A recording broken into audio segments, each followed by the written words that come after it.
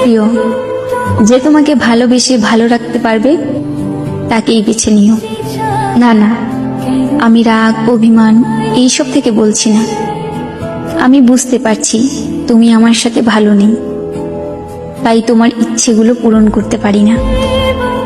জানো, মাঝে মাঝে মনে হয় তোমাকে ছাড়া থাকতে পারবো না, কিন্তু আমি যে এটাও চাই না তোমার খারাপ থাকার কারণ আমি হই।